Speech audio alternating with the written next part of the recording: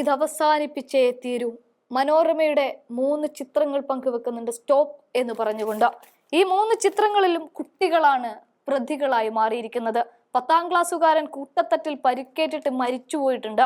അടുത്ത ചിത്രത്തിൽ കാണിക്കുന്നതും കൂട്ടത്തല്ലിന്റെ ചിത്രം തന്നെയാണ്. തീർന്നിട്ടില്ല. സങ്കടങ്ങൾ തുഴഞ്ഞ റഹീം. ഇതെങ്ങോട്ടേക്കാണ് നമ്മൾ പോകുന്നത്?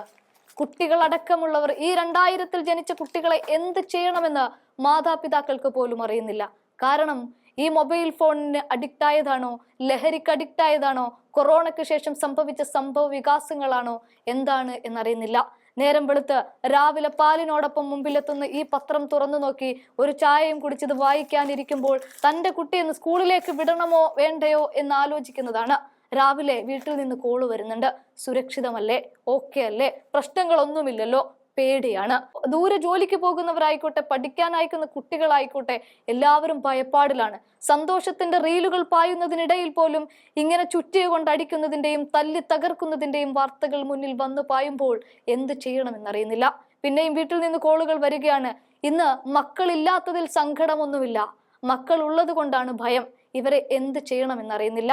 ഒരു റീല് പായുമ്പോൾ ഈ റീലിന്റെ ബാക്കി എന്താണ് എന്ന് ഒരു മാതാവിനോ പിതാവിനോ 80കളിൽ ജനിച്ചവർക്ക് അറിയുന്നില്ല. 90കളിൽ ജനിച്ചവർ അതിന്റെ പാതി പഠിച്ചെത്തുന്നേ ഉള്ളൂ. അപ്പോഴേക്കും ന്യൂ ജനറേഷൻ കുട്ടികൾ പറയുകയാണ് ഇതിങ്ങനെ ചെയ്താൽ അങ്ങനെ ശരിയാകുമെന്ന്. കാരണം അത്രമാത്രം ആഴത്തിലുള്ള അറിവുകൾ ഈ മൊബൈൽ ഫോണിനകത്ത് അവർക്ക് ഉണ്ടാവുകയാണ്.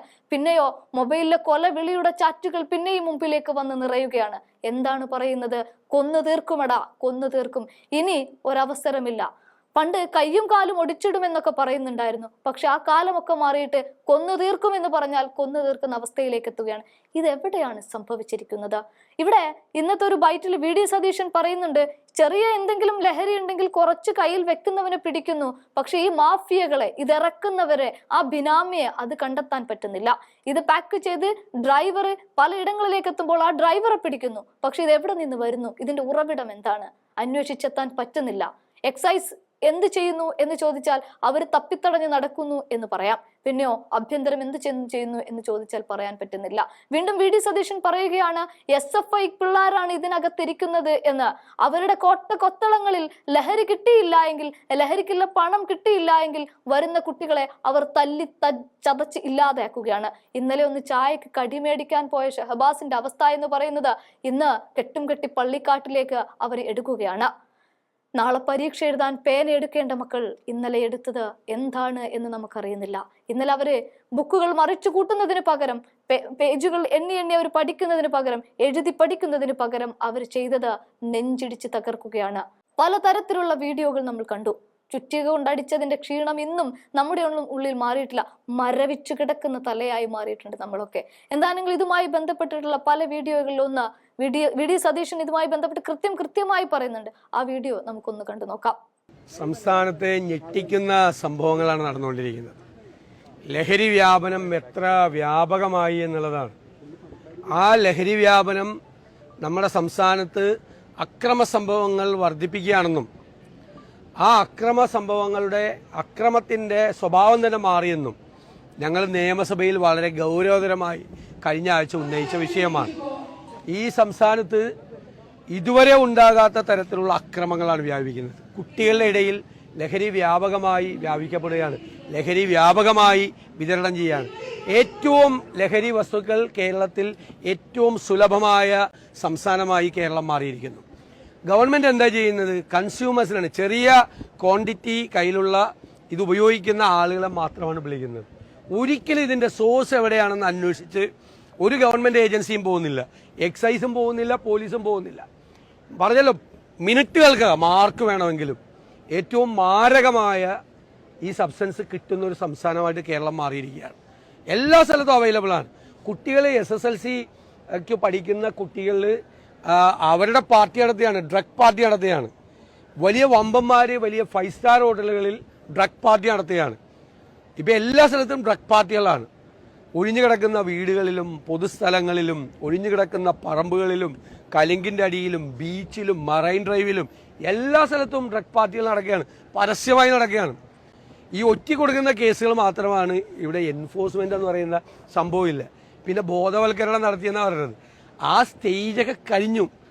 ബോധവൽക്കരണമൊക്കെ വേണം, ആളുകളുടെ ഇടയിൽ ബോധവൽക്കരണം. പക്ഷെ ഒരു ഇമ്പാക്റ്റും ഒരു ഇതുമില്ല, ഒരു റിസൾട്ടും ഈ പറയുന്ന കാര്യത്തിലില്ല. ഇന്നലെയൊക്കെ ഉണ്ടായ സംഭവങ്ങൾ പരസ്യമായിട്ട് കുഞ്ഞുങ്ങൾ തമ്മിൽ ഏറ്റുമുട്ടിയാണ്. കൊച്ചുകുട്ടികളാണ്, 14ഉം 15ഉം വയസ്സുള്ള കുട്ടികളാണ്.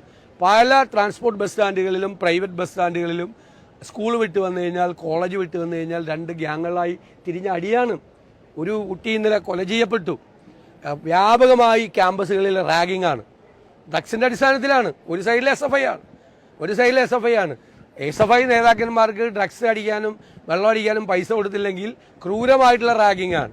സിദ്ധാർത്ഥിന് സംഭവിച്ചത് ഉൾപ്പെടെയുള്ള കഴിഞ്ഞ ദിവസം കോട്ടയത്ത് ഉണ്ടായ സംഭവം ഉൾപ്പെടെയുള്ള ഒരുപാട് സംഭവങ്ങളുണ്ട്. യൂണിവേഴ്സിറ്റി കോളേജിലെ യൂണിയൻ റൂം എന്ന് പറയുന്നത് ഇടിമുറിയാണ്. ഭിന്നശേഷിക്കാരനായ വിദ്യാർത്ഥി വരെ ആക്രമിക്കപ്പെട്ടു. ഒരു കുട്ടിയെ പോലും സസ്പെൻഡ് ചെയ്തില്ല. സിദ്ധാർത്ഥന്റെ സംഭവത്തിൽ സസ്പെൻഡ് ചെയ്യപ്പെട്ട കുട്ടികൾ വീണ്ടും അവരെ റീഇൻസ്റ്റേറ്റ് ചെയ്ത് അവർ പരീക്ഷ എഴുതി കൂളായി നടക്കുകയാണ്. അപ്പോൾ ഗവൺമെന്റ് സ്വന്തം ആള് ഒരു പൊളിറ്റിക്കൽ പേട്രണേജ്, രാഷ്ട്രീയ രക്ഷാകർതൃത്വം കൊടുക്കുകയാണ്. അറിയപ്പെടുന്ന ആളുകളാണ്. ഈ കാപ്പ കേസിലെ പ്രതികളെ പോലും പാർട്ടിയിലേക്ക് മാലയിട്ട് സ്വീകരിക്കുകയാണ്. പത്തനംതിട്ട മന്ത്രിമാർ പോയി മാലയിട്ട് സ്വീകരിക്കുകയാണ്. അപ്പോൾ ക്രിമിനലുകളും ഗുണ്ടകളും ലഹരി മരുന്നും മാഫിയയും അഴിഞ്ഞാടുന്ന സംസ്ഥാനമായി കേരളം പോയി. പോലീസിന്റെ കൺട്രോളിലോ എക്സൈസിന്റെ കൺട്രോളിലോ ഒന്നുമല്ല. ഗവൺമെന്റിന് സ്വന്തക്കാരെ സംരക്ഷിച്ചാൽ മാത്രം മതി. അപകടകരമായ ഈ സ്ഥിതിവിശേഷം ഞങ്ങൾ 2 പ്രാവശ്യം 2022-ലും ഈ കഴിഞ്ഞ ആഴ്ചയിലും നിയമസഭയിൽ കൊണ്ടുവന്നു. പൂർണ്ണമായ പിന്തുണ ഗവൺമെന്റിന് വാഗ്ദാനം ചെയ്തു. ഒരു മൂവ്മെന്റും ഇതിനെ അവസാനിപ്പിക്കുക 2 രീതിയിൽ വേണം. ഒന്ന്, എൻഫോഴ്സ്മെന്റ് തന്നെ നടത്തി ഇതിന്റെ സോഴ്സ് എവിടെയാണ്, ഇതിന്റെ ഉത്ഭവസ്ഥാനം എവിടെയാണ് എന്ന് കണ്ടെത്തി നമ്മൾ അടയ്ക്കണം. 2, വ്യാപകമായ തരത്തിലൊരു മൂവ്മെന്റ് കേരളത്തിൽ സ്ത്രീകളുടെയും ചെറുപ്പക്കാരുടെയും എല്ലാ ആളുകളും ഉൾപ്പെട്ടൊരു വലിയ മൂവ്മെന്റ് ഇതിനെതിരായിട്ട് ഉണ്ടാണ്. ഇത് 2 സംഭവിക്കുന്നില്ല. ഇത് 2നും ഇനിഷ്യേറ്റീവ് എടുക്കേണ്ടത് സ്റ്റേറ്റ് ഗവൺമെന്റാണ്. അവർ വളരെ നിസ്സംഗതയോടുകൂടി എല്ലാ കാര്യത്തിലും ഒന്നതുപോലെ തന്നെ ഈ കാര്യത്തിലും നിസ്സംഗതയോടുകൂടി നോക്കിയിരിക്കുകയാണ്. കേരളം വലിയ ഭീതിയിലാണ്. രക്ഷകർത്താക്കൾ ഉത്കണ്ഠയിലാണ്. കുഞ്ഞുങ്ങളെ സ്കൂളിലേക്ക് അയക്കുന്നവർ, കോളേജിലേക്ക് അയക്കുന്നവർ പേടിയാണ്. കുട്ടികൾ പോയാൽ അമ്മമാർ വന്ന് പുസ്തകങ്ങളും അവരുടെ ബാഗും ഒക്കെ തുറന്നു നോക്കുകയാണ്, എന്തെങ്കിലും ഉണ്ടോ എന്ന് നോക്കുകയാണ്. കുട്ടികൾ പോയി കഴിഞ്ഞാൽ സംശയമാണ്. ഇത് ചെയ്യാത്ത കുട്ടികളെയും മാതാപിതാക്കൾക്കും വീട്ടുകാർക്കും സംശയമുള്ളൊരു സ്ഥിതിയിലേക്ക്, അപകടത്തിലേക്ക് കേരളം പോവുക. ഈ കേരളത്തിൽ വർദ്ധിച്ചു വരുന്ന ലഹരി ഉപയോഗം, അതുപോലെ തന്നെ അക്രമം, ഇതെല്ലാം ആഭ്യന്തര വകുപ്പിന്റെ പരാജയമായിട്ടാണ് പ്രതിപക്ഷം കാണുന്നത്. ആഭ്യന്തര വകുപ്പ് മുഖ്യമന്ത്രി ഒഴിയണം എന്ന് പ്രതിപക്ഷം. ഞങ്ങൾ അതൊന്നും പറഞ്ഞില്ലല്ലോ. ഇതിനെ ഞങ്ങളൊരു പൊളിറ്റിക്കൽ ആയിട്ടുള്ള ഒരു ഇഷ്യൂ ആയിട്ടല്ല കൊണ്ടുവന്നിരിക്കുന്നത്. പക്ഷെ ഗവൺമെന്റ് ഫെയിൽ ചെയ്തു, പരാജയപ്പെട്ടു. അതാണ് ഞങ്ങൾ നിയമസഭയിൽ പറയുന്നത്. എൻഫോഴ്സ്മെന്റ് പരാജയപ്പെട്ടു എന്ന് പറയാം. എൻഫോഴ്സ്മെന്റ് ആരാണ്? ഇത് നടപ്പാക്കണ്ടേ? ഇത് കുറ്റവാളികൾ ശിക്ഷിക്കപ്പെടണ്ടേ? കേരളത്തിലേക്ക് ഇങ്ങനെ ഡംപ് ചെയ്യാണ് ഈ മെറ്റീരിയൽ. കിലോ കണക്കിന് സാധനം വരികയാണ്. അപ്പോൾ സർക്കാരിന് ഒരു 25 പേരെ പിടിച്ചാൽ, 25 പേരെ സംസ്ഥാനത്തിന്റെ വിവിധ ഭാഗത്ത് നിന്ന് പിടിച്ചു കഴിഞ്ഞാൽ എവിടെ നിന്നാണ് ഇത് വരുന്നത് എന്ന് തിരിച്ചറിയാൻ വേണ്ടിയിട്ടുള്ള ഒരു സംവിധാനം ഉണ്ടാക്കാൻ പറ്റില്ല. പിന്നെ എന്ത് പോലീസാണ്, പിന്നെ എന്ത് എക്സൈസാണ്? ഒരാളെ പിടിച്ചാൽ അയാൾക്ക് ഇത് എവിടെ നിന്ന് കിട്ടി, ഇത് എവിടെ നിന്നാണ് ഇതിന്റെ തുടക്കം കുറിച്ചത് എന്നറിയാൻ വേണ്ടിയിട്ടുള്ള ഒരു സംവിധാനവും ഇല്ല എന്നാണോ? അതിന്റെ അർത്ഥം ഗവൺമെന്റ് പരാജയപ്പെട്ടു എന്നാണ്, ദയനീയമായി പരാജയപ്പെട്ടു എന്നാണ് അതിന്റെ അർത്ഥം. ഒരു സംശയം വേണ്ട.